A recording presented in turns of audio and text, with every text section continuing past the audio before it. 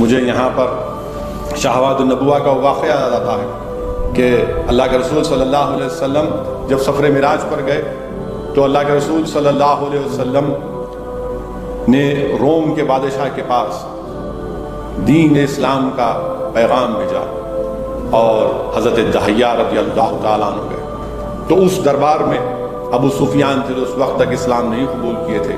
ابو سفیان نے روم کے ہرقول بادشاہ کے سامنے کہا کہ ان کے رسول محمد صلی اللہ علیہ وسلم کا واقعہ سنیے کہ وہ یہ دعویٰ کرتے ہیں کہ رات کے حصے میں اللہ نے ان کو مسجد حرم سے مسجد اقصیٰ لے کر گیا اور پھر وہاں پر انہوں نے تمام انبیاء اور رسولوں کی امامت کی۔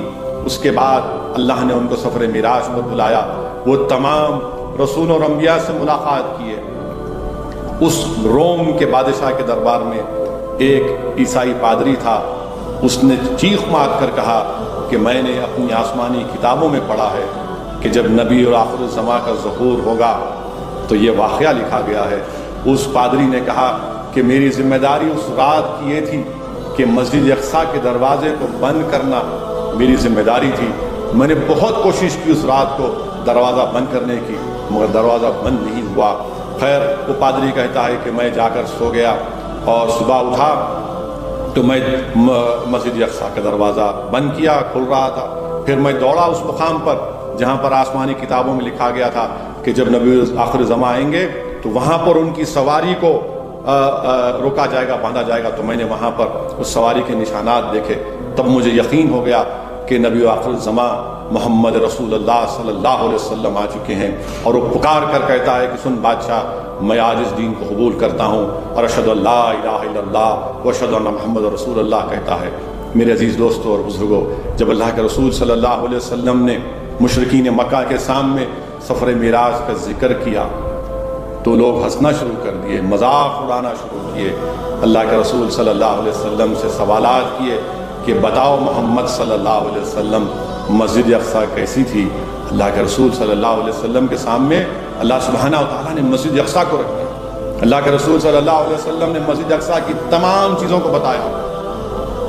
ان کو سمجھ میں نہیں آیا کہ کیا کہہ رہے ہیں، کیونکہ جانتے تھے کہ وہ سچ کہہ رہے ہیں، اور ایک ایک چیز انہیں بتائی کہ یہاں مسجد اقصیٰ میں یہ ہے، یہ ہے، یہ ہے، یہ ہے۔ پھر مشرکین مکہ نے سوال کیا کہ بتاؤ محمد صلی اللہ علیہ وسلم جو قافلے مکے سے گئے ہیں، تم نے آپ نے ان قافلوں کو دیکھا؟ محمد صلی اللہ علیہ وسلم نے ارشاد فرمایا رحمۃ اللہ عالمین نے کہ ہاں میں نے ان قافلوں کو دیکھا۔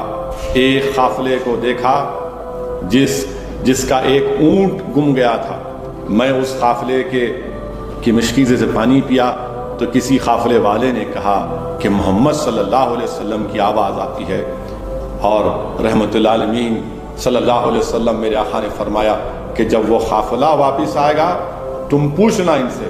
تو مشرکین نے پوچھا کہ بتاؤ محمد صلی اللہ علیہ وسلم وہ قافلہ کب آئے گا؟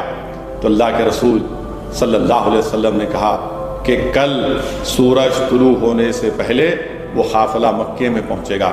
پھر پوچھا گیا کہ دوسرے قافلے کے بارے میں بتائیے۔ اللہ کے رسول صلی اللہ علیہ وسلم نے فرمایا کہ میں نے فلاں مقام روحا پر اس قافلے کو دیکھا، اور براق کی تیزی کی وجہ سے اس قافلے میں اونٹ میں دو لوگ بیٹھے تھے، ایک دونوں گرے اور ایک زخمی ہو گیا۔ تم پوچھنا جب یہ قافلہ آئے گا کہ یہ بات سچ ہے یا نہیں۔ تو سوال کرنے والے مشرکین نے پوچھا کہ بتائیے محمد صلی اللہ علیہ وسلم یہ دوسرا قافلہ کب پہنچے گا؟ تو اللہ کے رسول صلی اللہ علیہ وسلم نے فرمایا کہ ظہر کے وقت پہنچے گا۔ پھر پوچھا گیا تیسرے قافلے کے بارے میں، اللہ کے رسول صلی اللہ علیہ وسلم نے فرمایا وہ تیسرا قافلہ تھا، اس میں بھورے رنگ کے اونٹ تھے اور اس کے اوپر 2 بوریاں لگی تھیں، اور فرمایا کہ یہ سورج غروب ہوتے وقت پہنچے گا۔ صبح کے وقت اہل حق اور مشرکین کا گروپ جمع ہو گیا اور دیکھا کہ جیسا سورج طلوع ہوا، پکار کر مشرکین نے کہا کہ دیکھو سورج طلوع ہو گیا۔ تو وہاں سے علماء مصطفیٰ نے آواز دی دیکھو وہ قافلہ آ رہا ہے، دیکھو وہ قافلہ آ رہا ہے۔ جب تینوں قافلے آ گئے اور جو رحمت اللہ علیہ صلی اللہ علیہ وسلم نے فرمایا تھا وہ پورا ہوا، تو اس کے باوجود بھی ان مشرکین مکہ نے کہا کہ نہیں یہ سحر ہے، یہ جادو ہے، کیونکہ اللہ نے ان کے دلوں پر مہر لگا دی تھی۔ اسی لیے کسی عاشق نے کہا کہ وہ زبان جس کو سب کن کی کنجی کہیں اس کے نافذ حکومت پہ لاکھوں سلام۔ میرے عزیز دوستو، میرے بزرگوں، میری عزتدار ماں اور بہنوں، اللہ کے رسول صلی اللہ علیہ وسلم اللہ سبحانہ و تعالیٰ کا اپنے آنکھ سے اللہ کا دیدار کیا۔